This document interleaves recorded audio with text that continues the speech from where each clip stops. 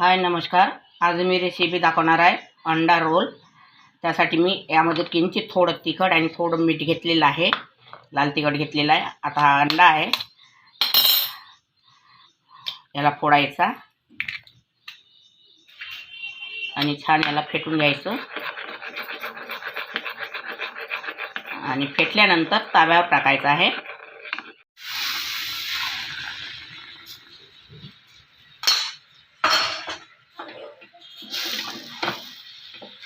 Omelette आपलं तयार झालेलं आहे। तव्यावरची कांदा टाकायचा, यावर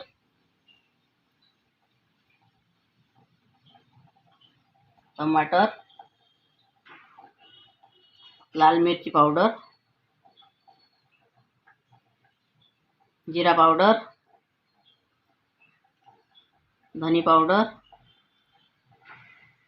आणि चाट मसाला आणि स्वादानुसार मीठ आणि वरून टाकायचा सांबार। याचा रोल करायचा।